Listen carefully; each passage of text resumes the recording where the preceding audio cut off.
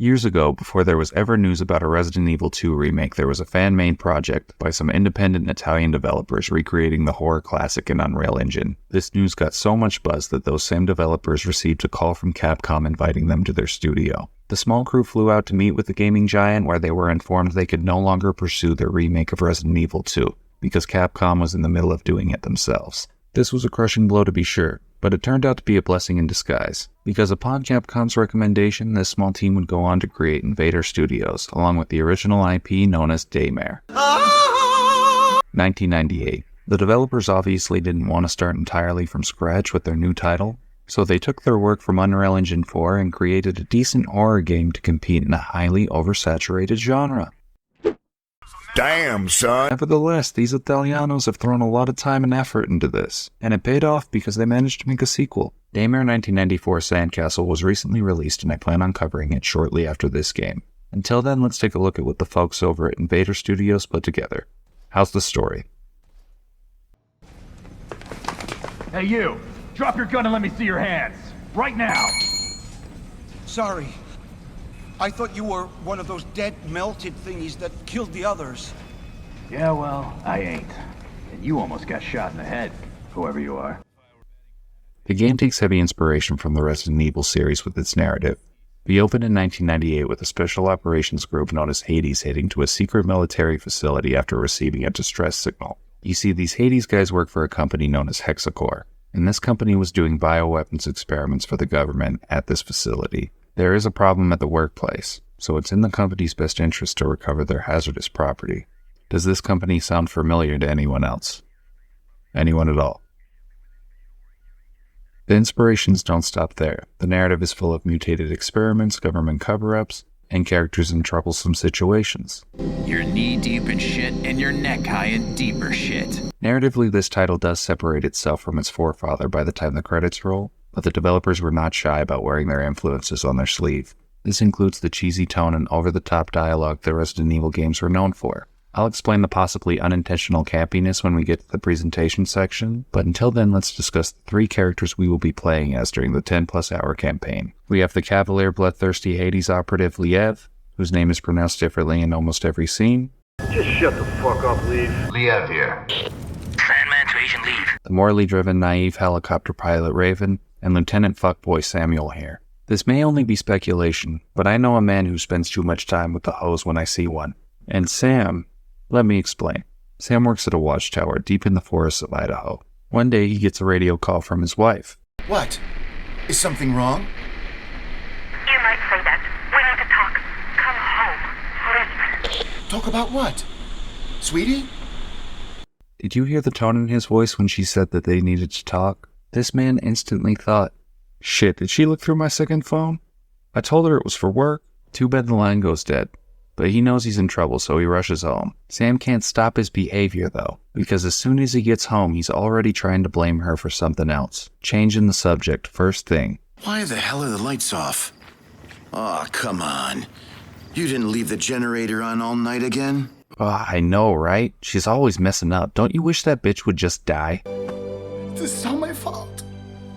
I'm so fucking stupid. Yeah, fuck that guy. In short, the narrative is cheesy, overconvoluted, and takes itself way too seriously. But with all that being said, Daymare comes off as charming. This is primarily due to what I'll discuss in the presentation section, but the narrative also helps to achieve this goal by embracing its B-movie attributes. Invader Studios was bold enough to have our characters discover a plot so elaborate I can compare it to George Bush vaccinating the moon landing. From the jump, I knew I was watching the video game equivalent to a Steven Seagal film, so I settled in accordingly. I feel that if you go in knowing that the story is over the top and campy, the player will enjoy it more. Hopefully there are no caveats with the gameplay.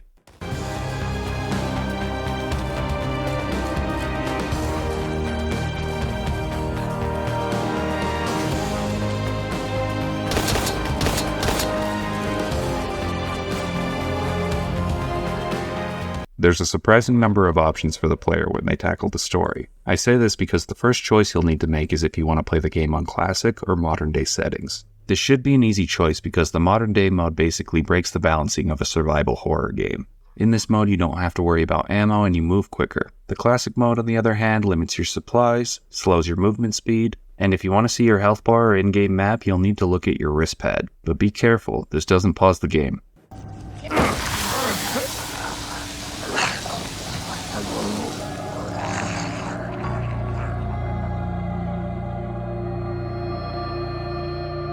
Classic mode is everything you would expect and want from a game like this, so please make the correct choice.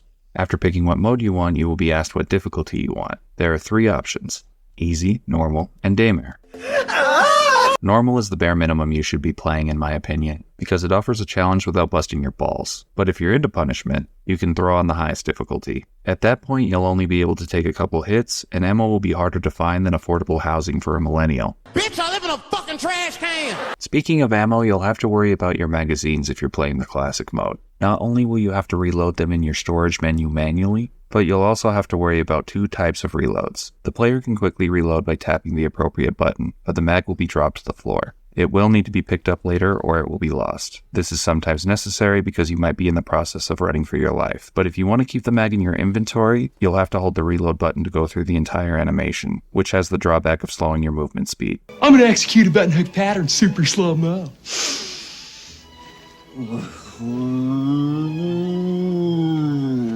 However, ammo isn't the only item you'll need to worry about. Different stimulants can supply health, defensive bonuses, or perception buffs. All the stimulants can also be combined for additional benefits, but you better be careful because your character can become addicted. I smoke rocks. While there is an addiction penalty, I've completed this game many times and never became addicted to anything.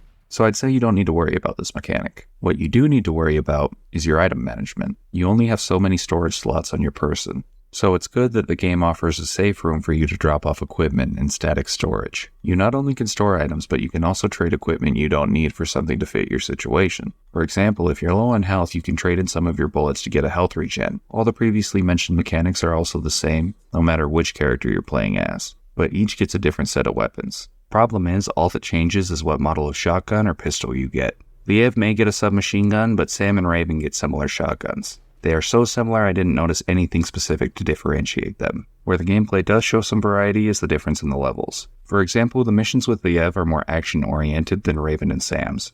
That being said, Sam is the most unique character because he suffers from hallucinations. When playing as him, some of the enemies attacking you might not even be there. You're not going to know until you shoot them, effectively making these sections the creepiest parts of the title. Sam may be a womanizer, but no one deserves this. And you're riding me like a donkey. The real zombies you encounter are a much bigger problem. There isn't a massive selection of enemies here, but there are enough to challenge the player and keep the meta feeling fresh. We have our basic zombies, heavy zombies, acid spitters, and Gene Simmons after a meth bender. I'm spectacular. Oh, I'm stunning. Players will need to deal with these enemies while preserving ammo, but that should be an easy enough task, assuming you don't get grabbed every 2 seconds. Here lies my first complaint with the game. The common enemies don't smack you, but grab a hold of you when they attack, and you can only break free by button mashing. That would be bad enough, but the developers decided to have the zombies puke on you, so the animation isn't even fun to experience. It's very lucky that the checkpoint system in the game is generous, because I had so many bullshit deaths due to this nonsense. It's not a huge deal because similar to old school Resident Evil, sometimes it's a perfectly viable option to just run away like a bitch. You're never gonna catch me. Something I can't defend though is the input detection. Holy fuck is it annoying. Whether it be when I'm trying to switch weapons or pick up an item, there's a good chance I will need to mash the button repeatedly. Irritating to be sure, but the most egregious complaint I have is related to the fatal crash errors. Overall, I'd say the game is stable, but I have a PC that should have no problem running this on max settings. Despite that, I saw the forbidden pop-up appear more than once. I'm not trying to say Invader Studios didn't put in effort when it came to their development, because it's obvious this game was slaved over, but it's hard to enjoy a game when it keeps crashing. Moving on to the extras, players can find a variety of collectibles to expand the lore, including text logs, audio logs, raccoon statues, and documents that you can pull up on a third-party website. What, didn't you love that feature from Destiny? Who doesn't love tabbing over to Google Chrome just to figure out what's going on? The hard work of the developers continued post-launch, because the game mode Hades Dead End was added a few months after release. Essentially, it behaves as an objective-based survival mode. Once you complete one of the 4 missions, the player will be given a score dependent on how well they did and what mode they selected, assuming the game doesn't crash.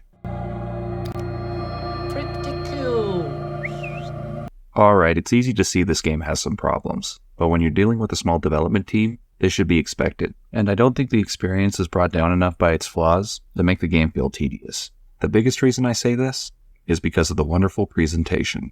Roof of the dam. The Citadel's been overrun. I repeat, the Citadel's been overrun. The whole situation's foobar. No survivors. Hold on. No. Raiden, respond, goddammit. Shit, I'm running out. We have finally arrived to my favorite aspect of the game. You probably noticed that this was made in Unreal before I even said anything. The character models have that trademark glossiness, and the animations are laughably basic for a modern-day title, but the art style is saved by the atmosphere and lighting. 1998 was a long time ago. Clothing, technology, and architecture have all changed in 20-plus years, so it's important that the retro aesthetic was captured. The 90s cars, CRTVs, and Commodore 64s immerse the player perfectly. Even better, the dynamic lighting that I mentioned is impressive as well. Shadows look great, adding a much-needed sense of dread to a playthrough. Also, the ambient noise, it's nothing short of unnerving. Someone in the sound department ensured that the surround sound was working, because if it wasn't for them, some of these bulimic motherfuckers would have got me. Not today, Zerg. I love the score as well. The gaudy tones and orchestral swells sound like they were pulled directly from a 90s Resident Evil game. What more can I ask? I mean, listen to the music in the main menu. That shit sounds like a slapper to me.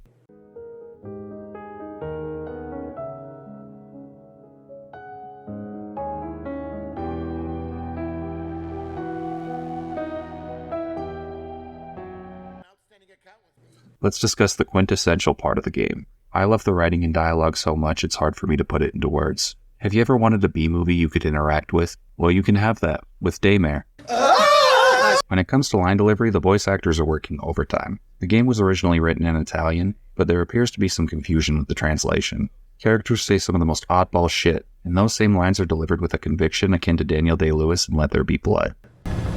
You're both cowardly little bitches. It would shock me if this was intentionally done, and a player could be forgiven for thinking that this conflicts with the scary tone. But in my opinion, the corniness only helps the experience. The original vision for this game was to remake Resident Evil 2, which had terrible dialogue. It only makes sense to have that same energy here. The roller coaster of emotions I went on was jarring, but surprisingly enjoyable. One moment I would be terrified, and the next I would be pissing myself at the ridiculousness. I don't give a fuck about boxing. We're coming to an end of the review, and I can summarize the game by telling you this. Yes, you'll experience bugs, cheesiness, and a lack of polish when playing this title, but all of those things make the experience great. I recommend this one to anyone who loves third-person survival horror shooters. Daymare's faults may be annoying, but they don't overshadow the characteristics that make this game interesting and unique. Simply put, the quirks of Daymare are what make it special. Plus, how can you fault the master of karate and friendship for everyone? Thank you for watching. Champion of the sun.